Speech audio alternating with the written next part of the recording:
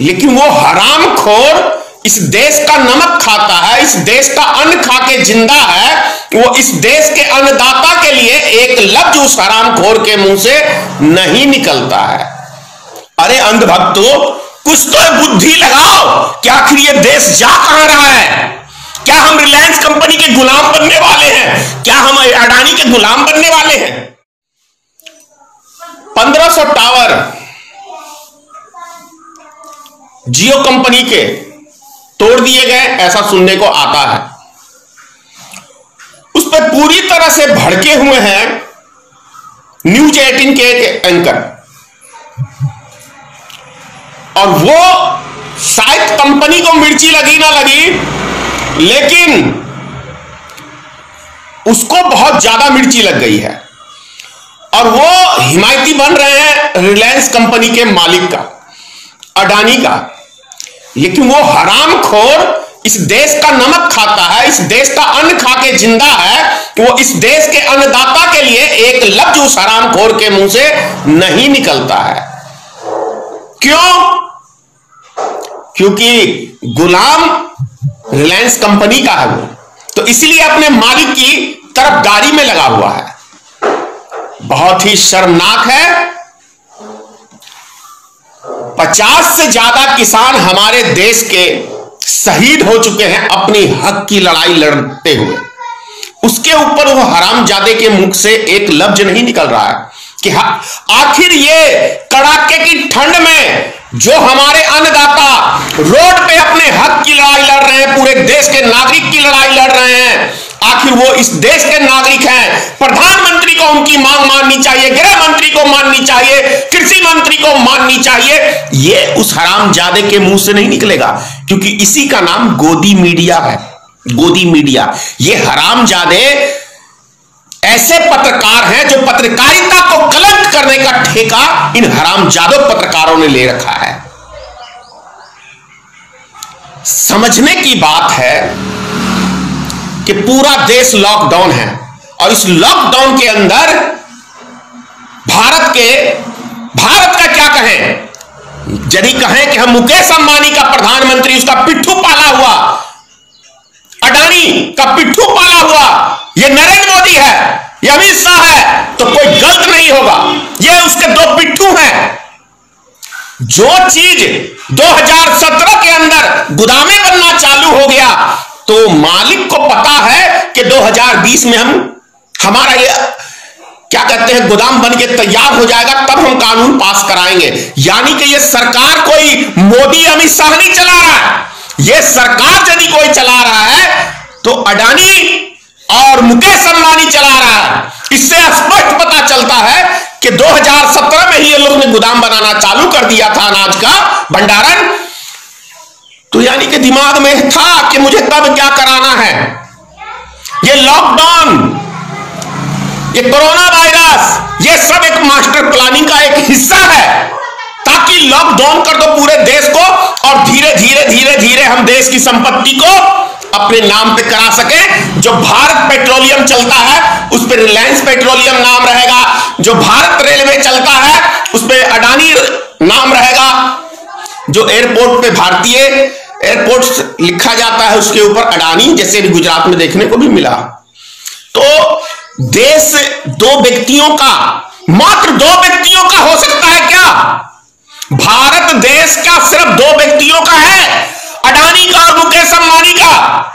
इसी की जय जयकार ये अंधभक्त गोबर भक्त करते हैं।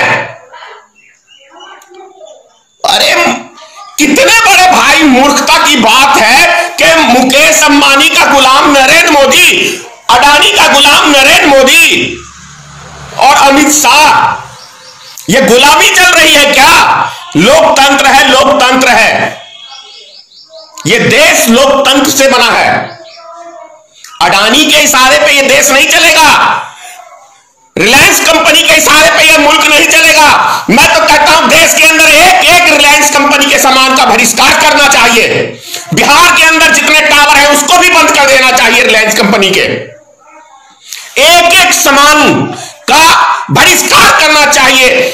चाइना का जैसे बहिष्कार करते हैं वैसे रिलायंस कंपनी का, अडानी का एक एक सामान का बहिष्कार करना चाहिए। क्योंकि ये दो व्यक्ति इस देश को गुलाम बनाना चाहते। अरे अंग्रेजों ने क्या देश को लूटा है, जो सिर्फ 40 साल के अंदर, सिर्फ 40 साल, 250 वर्ष अंग्रेजों ने राज किया, तब भी इतना नहीं देश को, भारत को लूट पाया। लेकिन रिलायंस कंपनी और ये अडानी 10-15 साल का पुराना कंपनी या 20 साल का आज पूरे भारत देश के ऊपर छा गया है, एक एक संपत्ति के ऊपर भारत का कब्जा कर लिया है। क्या हमारे देश के नागरिकों को क्या हो गया है? अरे अंधभक्तों, कुछ तो बुद्धि लगाओ कि आखिर ये देश जा कहां रहा है। क्या हम रिलायंस कंपनी के गुलाम बनने वाले हैं? क्या हम अडानी के गुलाम बनने वाले हैं? इसी को कहते हो कि मोदी है तो मुमकिन है। ये मोदी सोदी कुछ नहीं है। इस देश को चला रहा है रिलायंस कंपनी का मालिक मुकेश अंबानी, इस देश को चला रहा है अडानी ग्रुप। ये मानो आप, और यही सच्चाई है।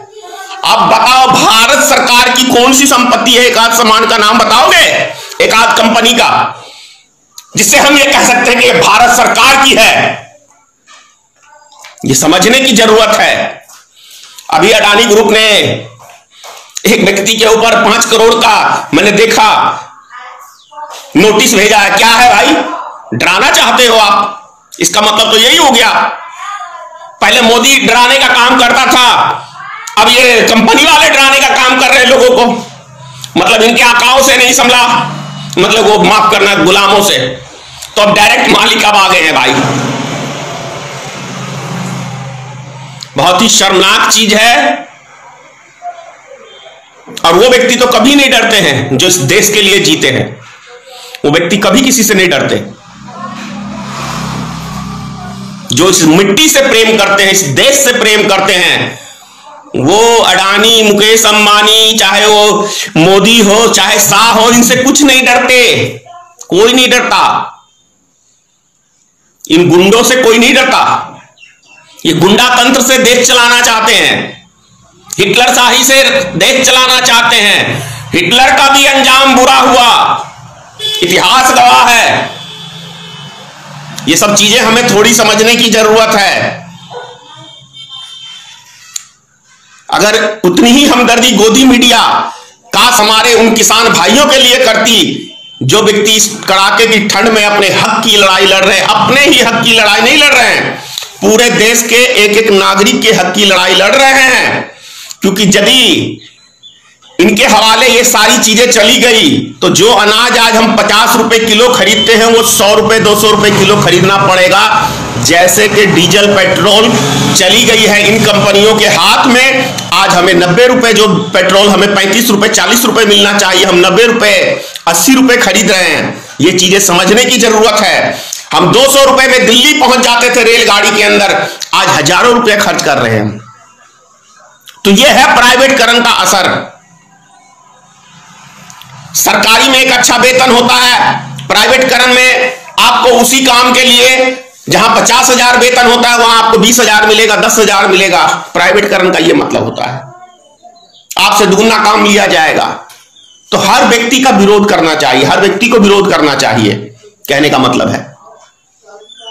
जितने हिंदुस्तान में रिलायंस कंपनी के हैं, अडानी ग्रुप का है, मैं कह रहा हूं इनका बहिष्कार करना चाहिए।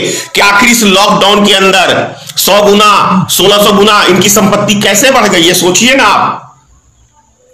जब देश कंगाल हो रहा है तो ये दो व्यक्ति मालामाल कैसे हो रहे हैं? ऊपर से अमित शाह का बेटा मालामाल कैसे हो रहा है? भारतीय जनता पार्टी का ऑफिस इतने सारे कैसे बन रहे हैं? सिर्फ 3 ही काम हो रहा है इस देश के अंदर, या तो भारतीय जनता पार्टी का ऑफिस जिला बाई जिला बन रहा है 5 स्टार होटल की तरह, या फिर एमएलए एमपी खरीदे जा रहे हैं, यही काम हो रहा है। और रिलायंस कंपनी का और क्या कहते हैं अडानी कंपनी का धन दिन दुगुना रात चौगुनी बढ़ रही है, और देश हमारा जीरो से भी माइनस पे चला गया है। ये कड़वी सच्चाई है। 2021 हर भारत के एक एक नागरिक जो हमारे देश के राष्ट्र की चिंता करते हैं, उनके लिए यह साल मंगलमय हो। और उन हरामजादों के लिए 2021 जो इस देश को नर्क में धकेलना चाहते हैं, उन हरामजादों के लिए यह 2021 बहुत बुरा हो, ऐसी ईश्वर से कामना करता हूं। जय